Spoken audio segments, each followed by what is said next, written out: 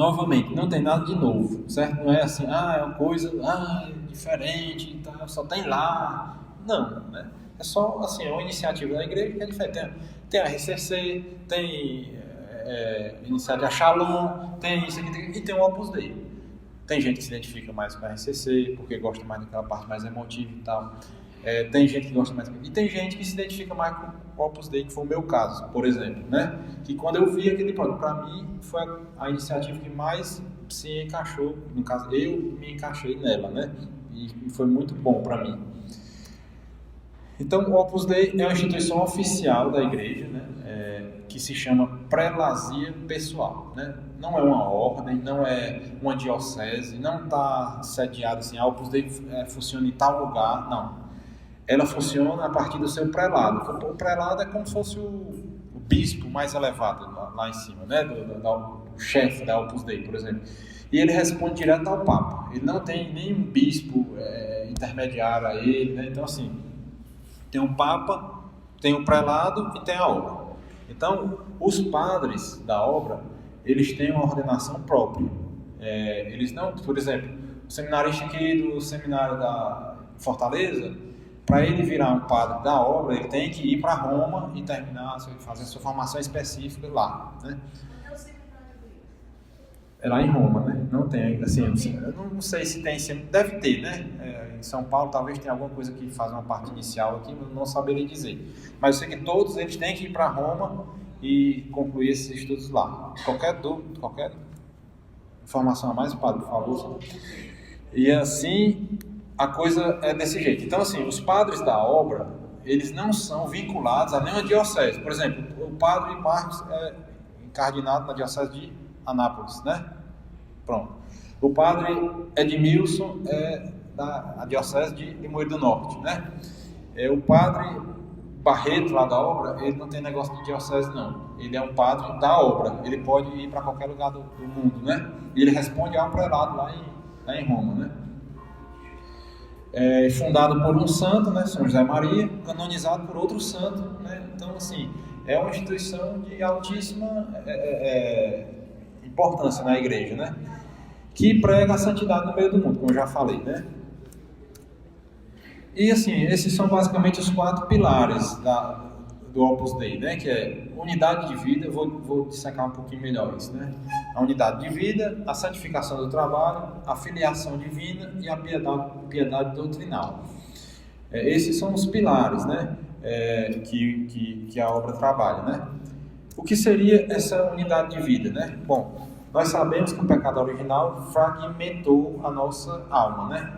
Antes do pecado original, Adão e Eva eram perfeitos, santos, de pelo menos 4ª morada, e não tinha desordens nos seus apetites, assim, né? E nós, depois do pecado original, nós somos esse balaio de gato aqui, né? Ninguém sabe o que quer, que só se inclina para o que não presta, e aquela história toda. Estamos divididos... Não se satisfaz. Exato. Coração inquieto, né? Como dizia Santo Agostinho, né? Coração inquieto enquanto não repousa em vós. Estamos divididos nas relações com Deus, com os outros e conosco mesmo. Muitas vezes a gente nem se entende a si próprio, né? E Jesus condena várias vezes no Evangelho, né, a hipocrisia. Quer dizer, muitas vezes ele fala, né, contra a hipocrisia, né, dos fariseus, né, que separam a vida religiosa da vida real, né, na prática diária, né? Quer dizer, os fariseus ficavam meio aquela história, né, e rezando alto nas esquinas, e depois não correspondiam a essas suas exterioridades religiosas, né?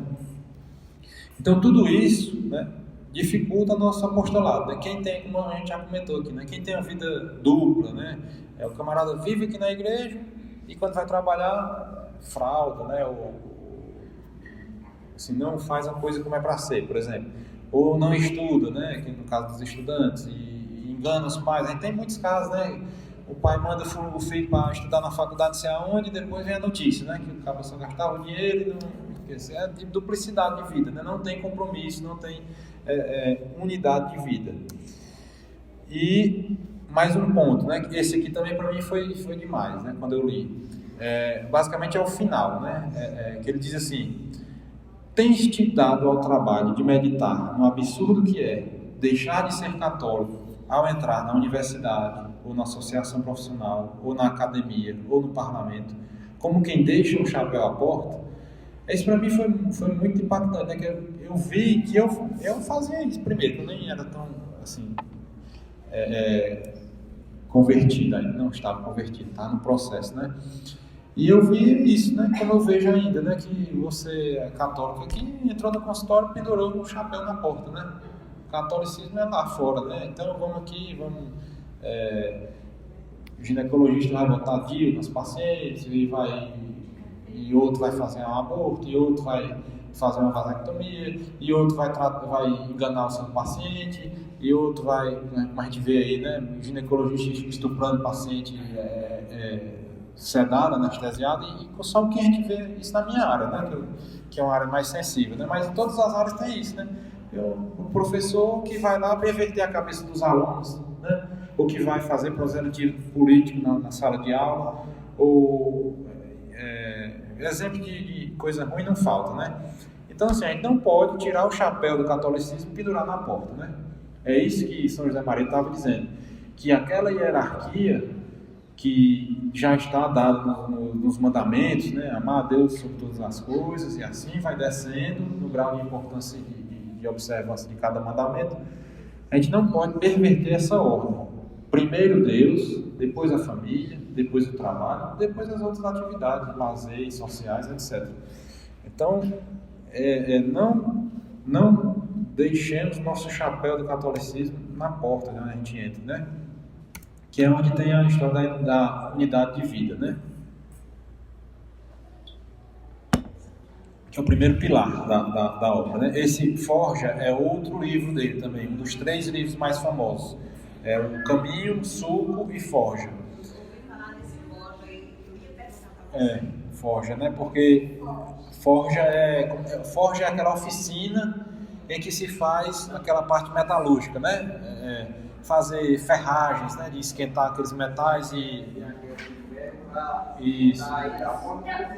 Então já adivinhei os livros. Pois é, será? Os seus palpites hoje, né, Ritinho? Outro pode ser Forja, Será? Vejamos, né? Então, ele dizia, né? Não podemos ensinar o que não praticamos, né? Temos que ensinar o que pelo menos lutamos por praticar. Isso que o Padre Marcos fala muito, né? Aquela história, né? Ah, fulano vive na igreja e faz isso, aquilo outro, né?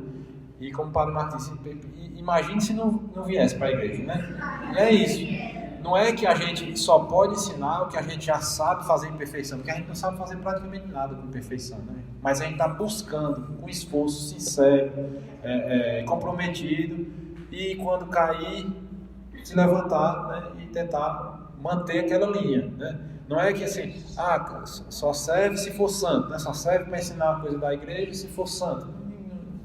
Aí não ia ter nada ninguém ia ter nada para ensinar, né?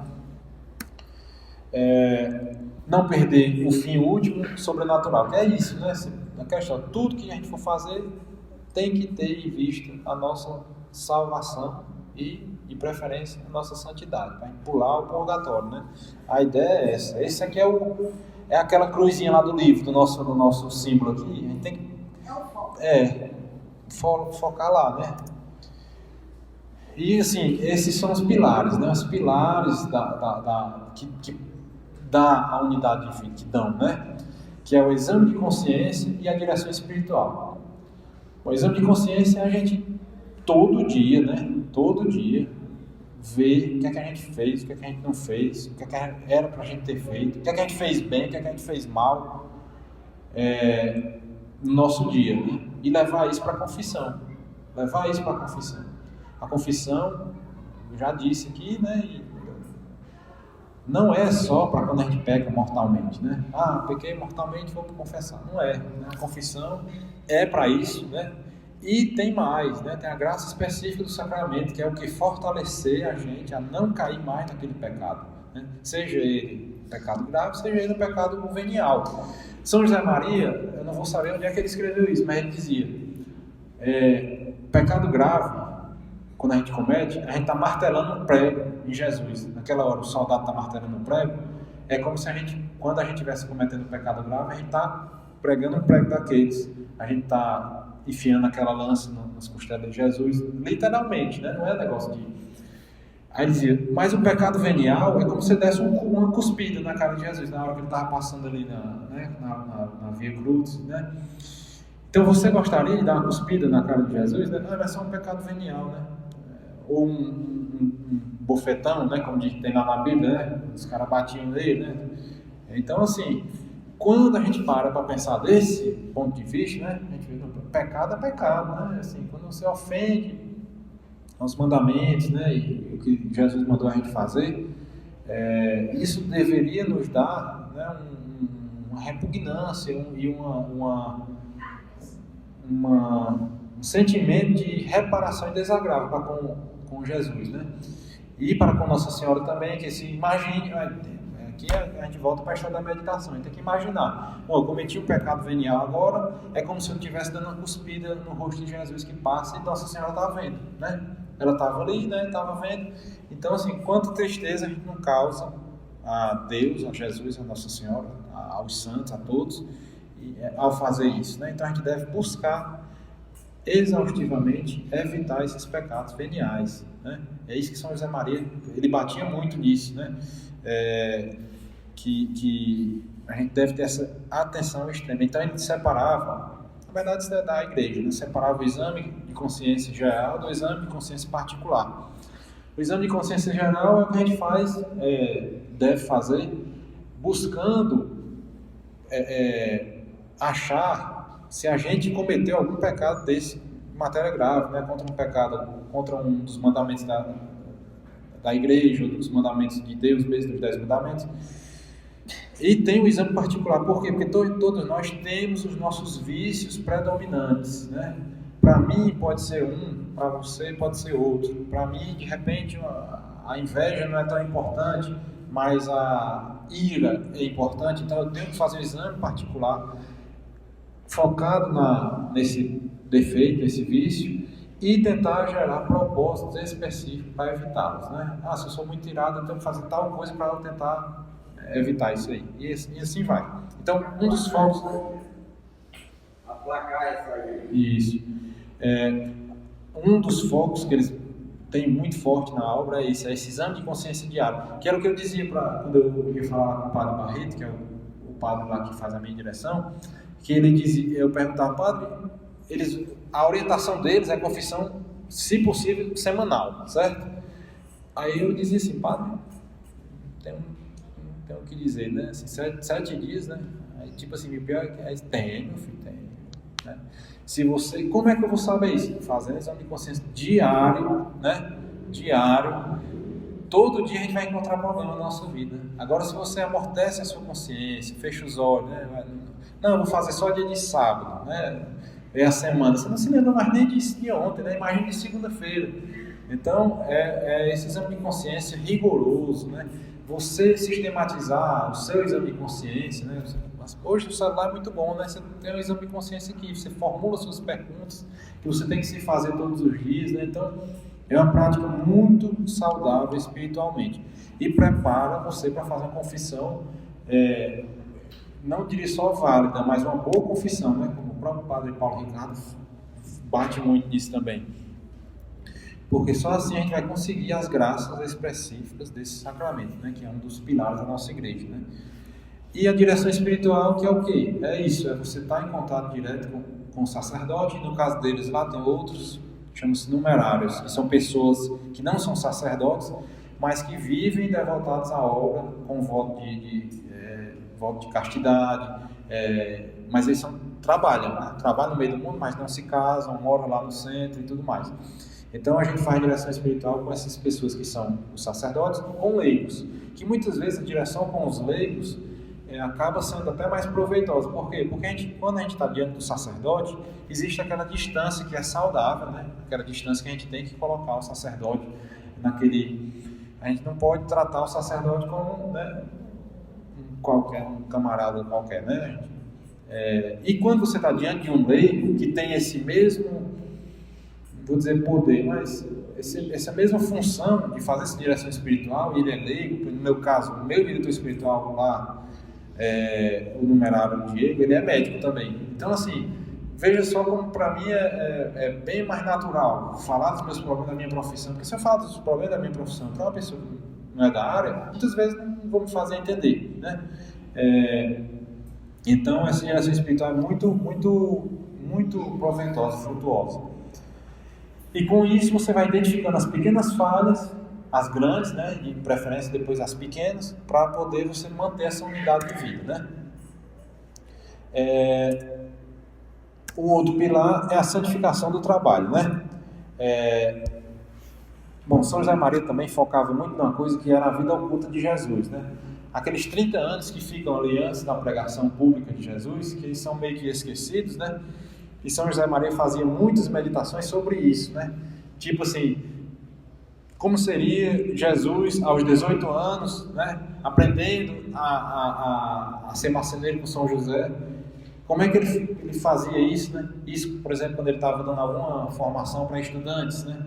Então, imagine como você, como estudante, você deveria se comportar como Jesus se comportava ao aprender em São José o ofício de marceneiro. E ele fazia meditações. Tem outra coisa que ele faz muito, que ele diz, quando você for ler o Evangelho, se coloque como um personagem a mais naquela cena. Quer dizer, está ali na Santa Ceia, imagine que você é uma pessoa que está ali na porta, olhando aquela cena. Você vai conseguir obter os frutos daquela meditação, né? O trabalho é a primeira vocação do homem, está lá no Gênesis, né? Antes mesmo do pecado original. O trabalho não é uma punição que Deus nos deu, né?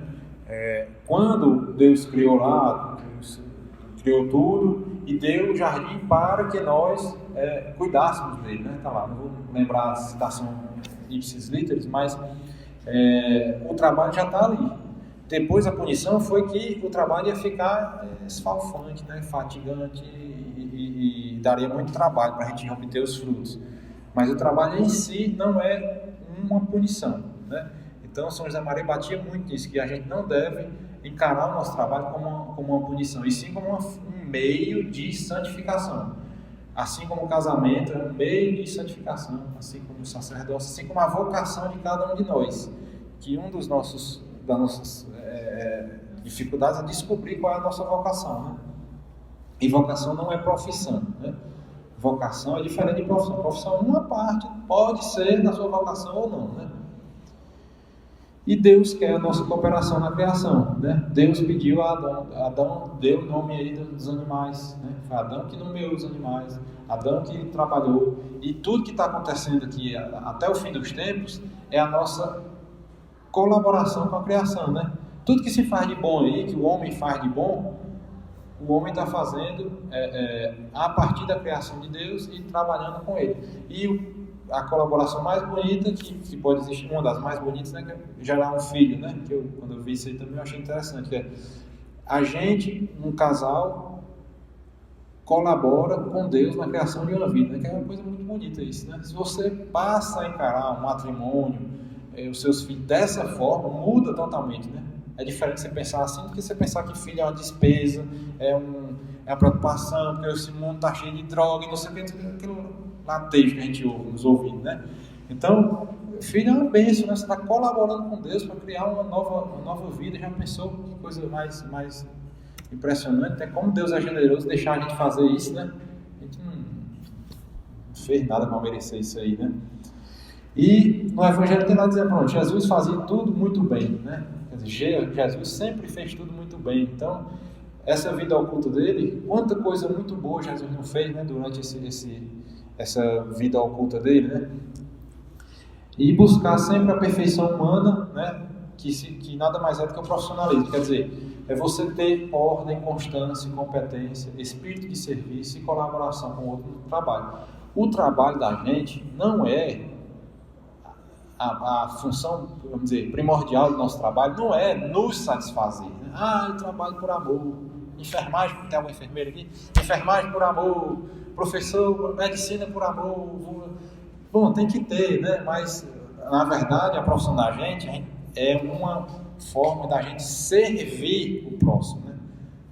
As profissões são para isso, né? Os médicos estão para curar as pessoas, os professores para ensinar os meninos, os marceneiros para fazer as coisas para a gente, né?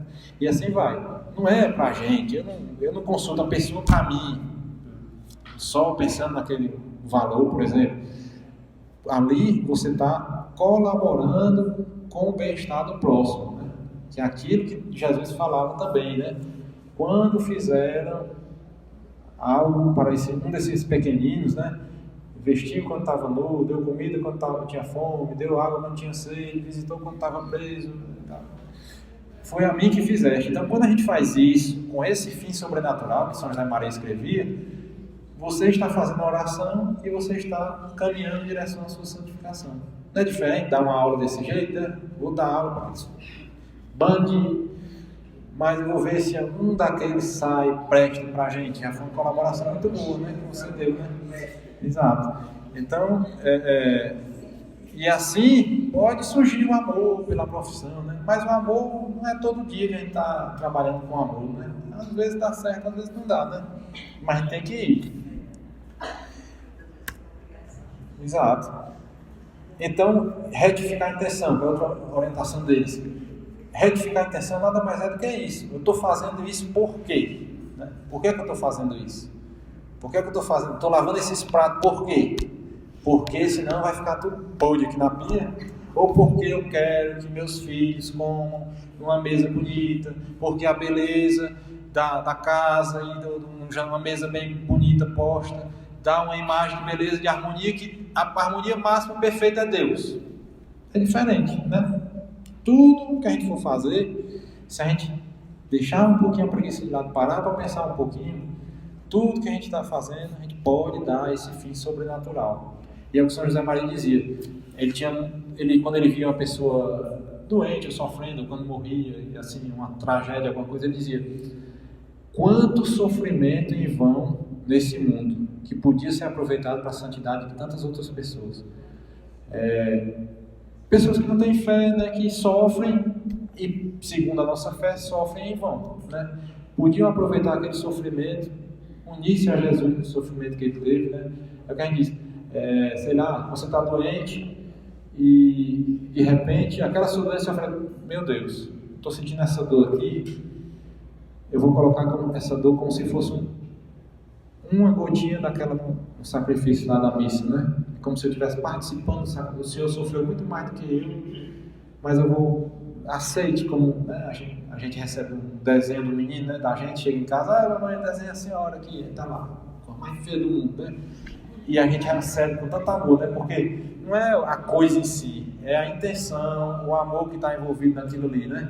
E Deus recebe as nossas coisas assim, né? Tudo que a gente faz é nada mal feito e tal, mas Ele recebe, porque Ele é muito misericordioso. Ele é Pai, né, da gente, né? E nós somos como crianças. Isso, devemos ser, né? Devemos ser como crianças. Então é isso que se fala quando na obra diz converter o trabalho em oração. É isso, é você retificar a intenção e botar esse propósito superior em cada ato que a gente vai fazer, né? É Cristo que passa, é outro livro de São José Maria, né? E ele diz: santificar o trabalho diário, santificar-se nessa tarefa e santificar os outros mediante o exercício da profissão, permanecendo cada um no seu estado de vida.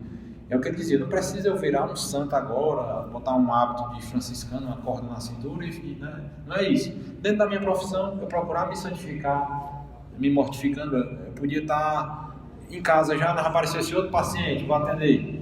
Ou então a aula, sei lá, eu estava dando aula e precisei esticar mais 10 minutinhos porque faltou um pouquinho de terminar a aula, eu vou fazer esse sacrifício. Você santifica-se assim, santifica o outro, porque pelo exemplo de uma vida virtuosa, o aluno vai reconhecer, o professor já podia ter terminado a aula, mas ele estava fazendo o maior esforço aqui para me dar mais uma aula.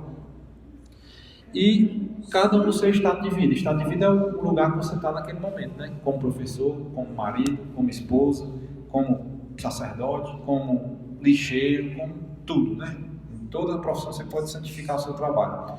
Então São José Maria diz: põe um motivo sobrenatural na tua atividade profissional de cada dia e terás santificado o trabalho. É isso, né? Um outro pilar da obra, né, é a filiação divina, né? Eu acho mais difícil assim, abstrato, né? E é basicamente a gente tentar entender, buscar entender que a gente é filho de Deus realmente, né? No batismo a gente se torna filho de Deus. E isso aí é uma coisa que não é fácil, né, da gente entender. Por quê? Porque a figura paterna para cada um de nós pode ser diferente, né? De repente a sua experiência com seu pai não foi boa, né? Mas na pior das hipóteses, seu pai lhe deu a vida, né? Então, assim, pelo menos essa dívida de gratidão você tem que ter com ele, na pior das hipóteses, né? Mas se a gente for analisar, a gente tem que analisar as figuras exemplares de pais, né? Para poder tentar ter uma imagem pálida do que seria a paternidade divina, né? Então, todos os atributos de Deus são paternais. O amor, a misericórdia, a fidelidade, a justiça, a veracidade, todos. Tudo que Deus faz é a perfeição do que seria um pai aqui para a gente, né? Então, as consequências da filiação divina, né? Quer dizer, é aquela história sempre, né? Do temor e do amor. O temor de Deus, né? É um dos dons do Espírito Santo, que não é o medo do juiz, né? Do pai que vai chegar e vai bater e vai açoitar a gente, né? Não. É o temor da gente desagradar o nosso pai, né? O temor de Deus é isso, né? Não é assim, eu não vou fazer tal coisa, senão eu vou apanhar, né? É aquela decepção, né, que eu vou causar ao meu pai se eu fizer determinada coisa. Esse é o temor. O temor de Deus é o temor de desagradá-lo, de entristecê-lo com uma má atitude minha, né? Então, se você vive a vida toda preocupado em não desagradar o seu pai, né, enquanto você depende dele, tudo, e mesmo depois, né? Mesmo depois, quando a gente sai de casa, a gente tem ali nosso pai como um apoio, como uma rocha firme, né? Quando a gente tem um problema, a gente vai lá no nosso pai, idoso, experiente, e papai, eu estou aqui com esse problema, estou sem saber o que é que eu faço, né? E então, quando você vive sempre com isso na mente, tudo que você vai fazer, você pergunta, será que meu pai vai gostar ou não, né? Imagina se a gente conseguisse fazer isso para Deus, né? Tudo que a gente fosse fazer, meu Deus, isso é o que o Senhor quer que eu faça, é desse jeito, eu estou fazendo bem, estou fazendo mal, dá para melhorar, né? E assim. Há 1000 maneiras de orar. Os filhos de Deus não necessitam de um método quadriculado e artificial para se dirigirem a seu Pai. É outro livro dele, né? Amigos de Deus. Então, assim, São José Maria se formou, a sua espiritualidade se formou numa época muito conflituosa, né? A gente viu aí, ele se formou sacerdote entre as guerras na Europa, né? 1914, que foi a primeira guerra, 1939, a segunda guerra, passando por uma guerra dentro da Espanha que estava matando padres. Ele passava na rua e tinha um padre enforcado no poste na rua, né? Então ele não tinha como, durante muito tempo ele teve que rezar missa escondido, missa em porão das casas, cheio de carvão e de sujeira. Missa, nessa viagem que ele fez lá para a França, a pé, no meio das montanhas, eles paravam lá para descansar, ele celebrava uma missa em cima de uma pedra lá, o altar era uma pedra. Ele andava com partículas na batina, né, para sempre ele poder consagrar essas partículas e oferecer os sacramentos para os seus companheiros de viagem, certo? Então, assim, com isso, ele teve a oportunidade de ver que você pode santificar-se, né, e estar na presença de Deus nas piores situações possíveis, né? É muito bom a gente ter a nossa situação que a gente tem aqui hoje, né? Uma igreja bonita, um sacerdote que tem preocupação com a beleza, com a retidão das celebrações, e tem os sacramentos com frequência. Praticamente, a gente tem quase a missa diária aqui na nossa cidade. Isso é bom demais, né? Isso é uma graça de Deus muito grande. Mas, de repente, a gente pode chegar a uma situação que não tem, né? Bem pertinho aqui, né? O pessoal da zona rural mais distante não tem como. Então, nessas situações, a gente tem que saber que a gente não deve chutar o balde, né? Dizer, tá bom, não tem. Não é isso, né? Pelo contrário. Não tem, pois eu vou dar mais valor às coisas que eu tenho, né? E vou tentar me empenhar e transformar mais ainda essas coisas em oração. E aí a gente pode transpor até uma louça para lavar dentro de casa, né? E outra consequência da filiação divina é a confiança que gera serenidade e alegria. Quer dizer, quando você sabe que seu pai está ali, muitas pessoas já perderam seus pais, né? E muitas ainda têm seus pais, né? E quem perde o pai geralmente diz, né, que, né, aquela história, se eu soubesse, eu tinha estado mais perto, eu tinha estado mais perto, né? Então, imaginemos isso, né? A gente saber que a gente tem o nosso pai ali e que muitas vezes ele diz: meu filho, ó, na hora que precisar, é só chegar aqui, para tudo, né? Para tudo. A mãe apoia o filho bandido, criminoso. Para ela, ela não apoia esses atos, né? Ela apoia o filho e pede a salvação daquele menino e aquele mundo de vida e tal, até o último dia, não perde a esperança, né? Então, isso é um pai natural aqui da terra, que é uma figura muitíssimo imperfeita da figura paterna de Deus no céu. Então, assim, se a gente tomar consciência dessa filiação divina e a gente conseguir perceber imperfeitamente o tanto que Deus está aqui para nos auxiliar, né, nesses momentos difíceis, isso gera o quê? Serenidade e alegria. Quer dizer, você fica tranquilo, né? Você sabe, não, na hora que eu precisar, eu tenho a quem recorrer, né?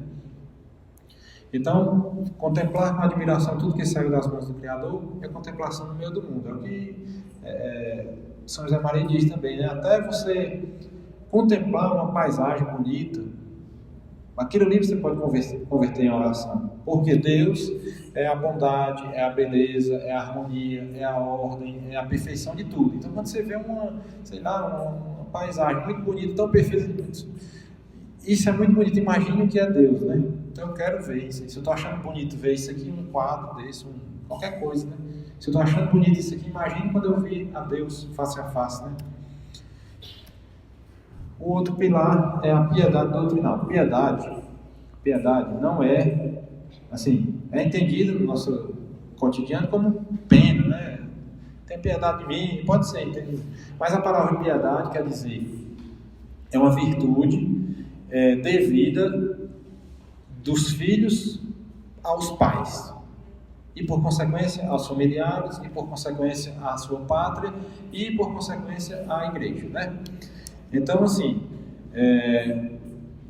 essa virtude nasce da filiação divina, quer dizer, você só deve alguma coisa a seu pai porque você é filho dele. Então a gente só deve alguma coisa para Deus a partir do momento do batismo que a gente se tornou filho de Deus, né? Então, nesse sentido, era outra frase de São José Maria, que não botei entre aspas, mas é dele isso aí. Nós devemos procurar a Cristo, encontrar a Cristo e amar a Cristo, né? Sempre, sempre.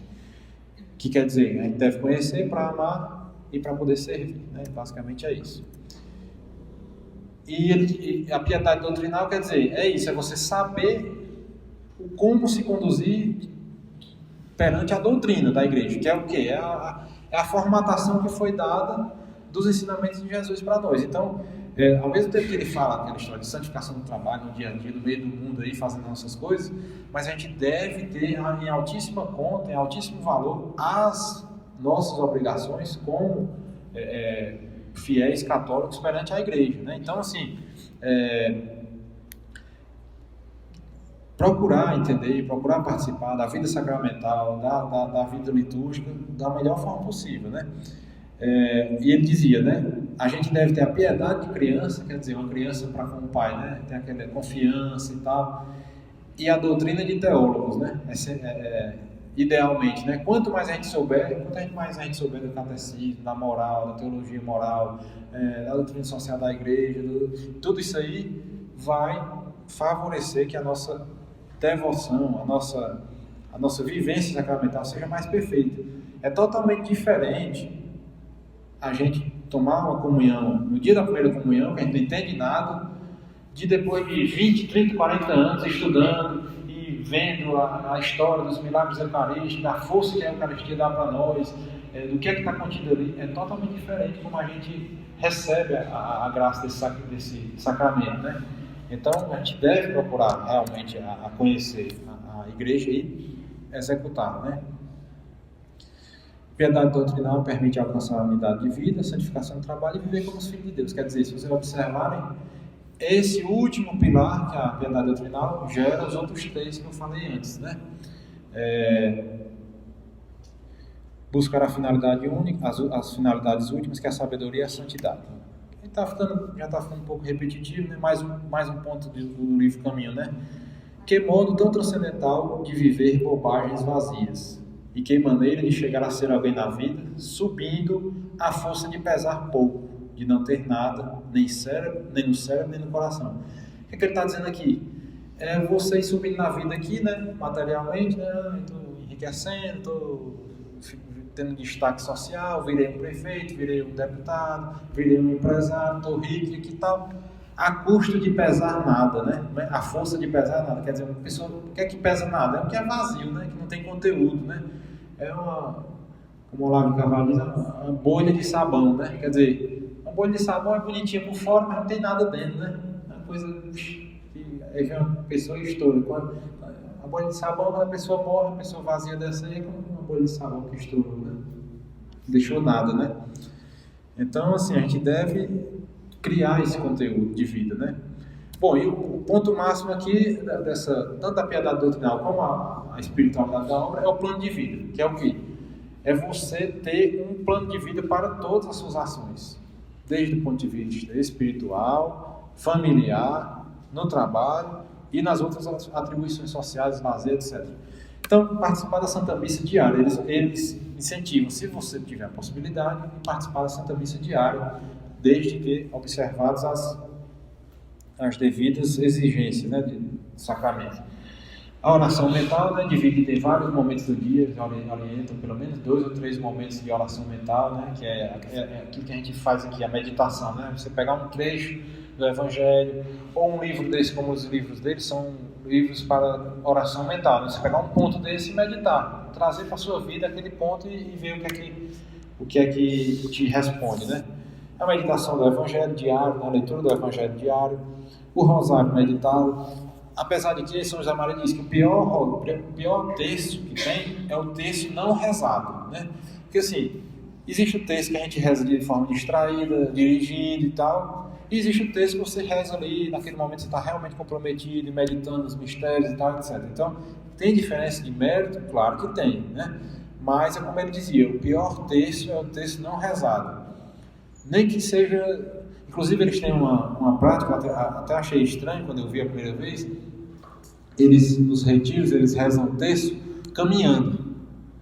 A gente está numa casa de retiro lá, né, e tal, e eu vi aquela marmota, meu Deus do céu, o pessoal rezando o texto, andando, arrodeando uma piscina.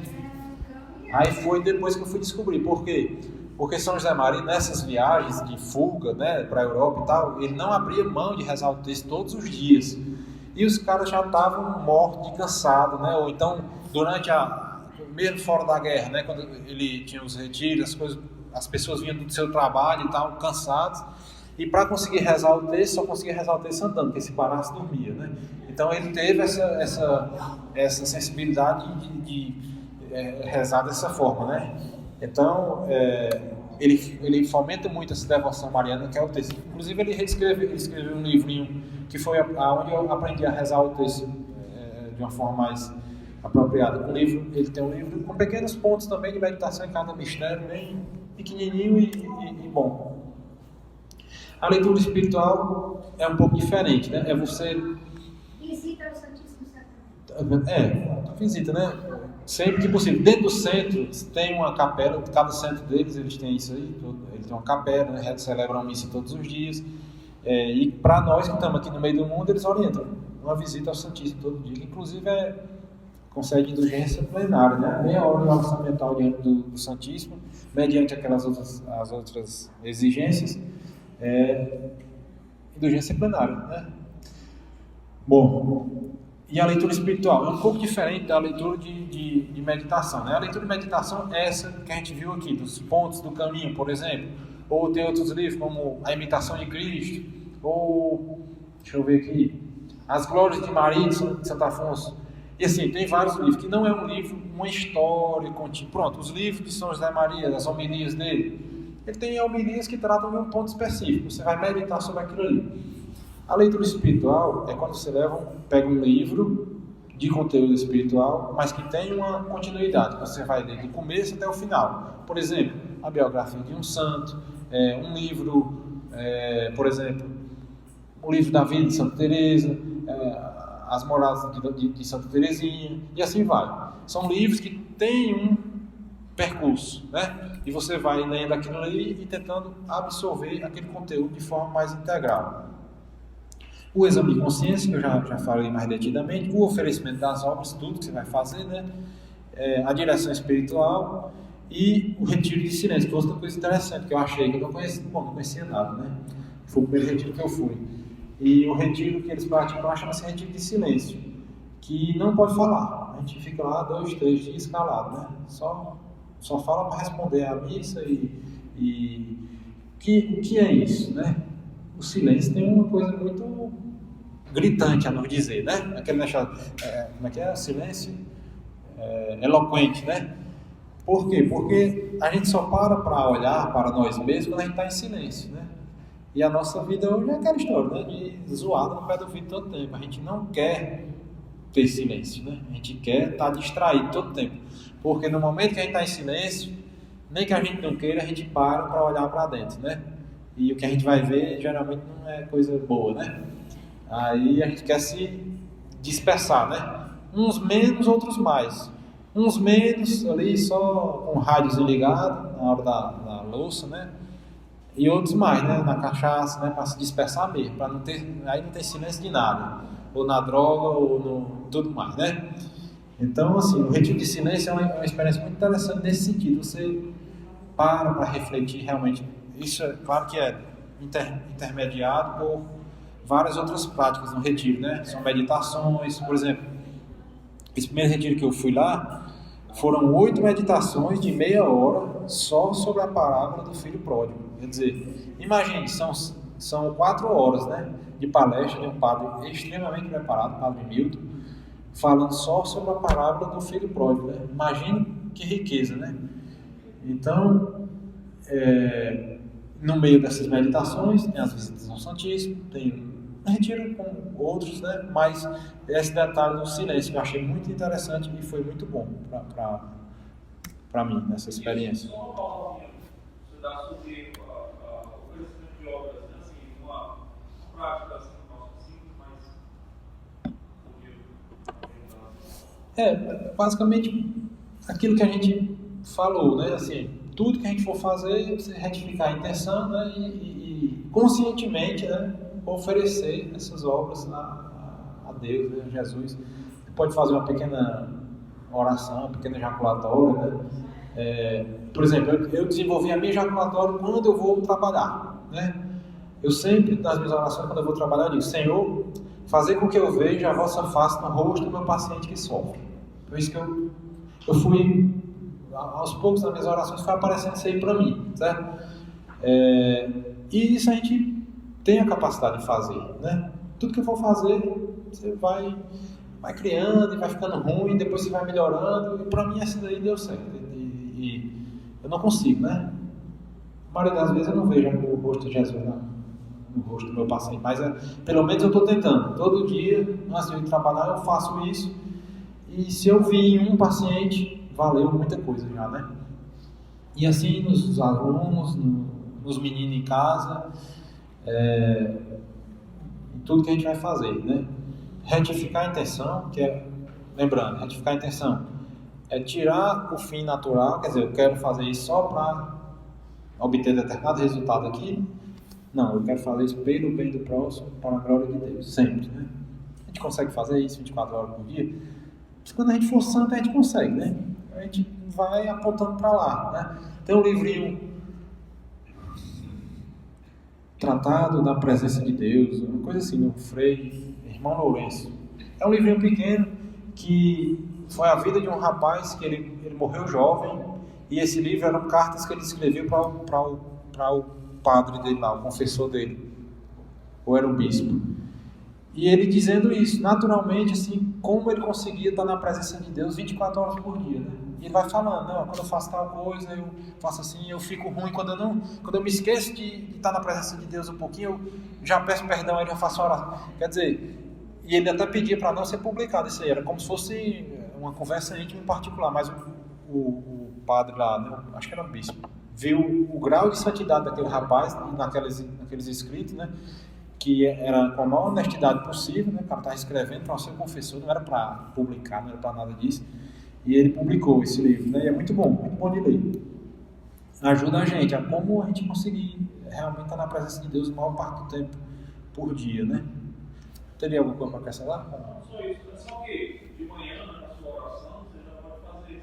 Você até até, talvez se pesquisar na internet, tem algumas fórmulas de oferecimento de obras, né? Para fazer já na oração da manhã, porque tudo isso aí é um exercício também, né? A gente está sempre se colocando na presença de Deus, mas se você faz isso pela manhã, né, na sua primeira oração, né, que eu ofereço ao meu Deus o meu dia, né, minhas obras, sofrimentos, alegrias, tristezas, meus trabalhos, né, em união ao nosso sacrifício na missa, são celebrados nos altares do mundo inteiro, as dores do Imaculado. Assim, tem várias formas de oferecimento de obras, assim, para a oração da manhã, né? Ou seja, você já coloca ali no início do dia, antes de fazer qualquer coisa. E aí, claro, se durante o dia, né, em cada momento, por exemplo, né, vai lá no escritório, você chega no escritório, você chega na secretaria pela manhã, então, eu tenho um lugar privilegiado, né? Se você for lá, eu vou lá, faço um pouco também a minha oferecimento de obras, mas, tipo assim, que no início do dia, isso aí é um start, né? Um empurrãozinho que a gente vai dar lá para E é um exercício mesmo, né? Assim, a custa de fazer várias vezes, você vai se lembrando mais vezes de fazer e vai fazendo cada vez melhor, né? E está aberto aqui, né? A gente passa tantas vezes na frente da igreja, né? Custa pouco, a gente dá uma entradinha, né? E agora está mais fácil ainda que está lá dentro da igreja, né? É importante, né? A visita ao Santíssimo é muito... E aí, está encerrando aqui. Se não tens um plano de vida, nunca terás ordem, né? Quer dizer, se a gente vive todo dia conforme a loucura do mundo, né? Hoje, o que é que eu vou fazer hoje, meu Deus? Aí não dá, né? A gente tem que ter um mínimo de ordem, né? Você, tal hora eu rezo, tal hora eu faço isso, tal hora. Claro que vai fugir várias vezes da nosso planejamento, né? E aqui agora são mais uma questão mais de informação mesmo, né? Aqui são os 3 livros dele mais conhecidos, né? Eles são bem pequenininhos, né? Geralmente são livros de bolso, pequenininho. E tem no celular, né? Também você baixa e como são pontos, né? Uma história para você ler, você vai... Hoje eu estou ali esperando no banco, abro ali um pontinho no lugar de rebesteiro, né? Rebesteiro, Facebook, né? Vai...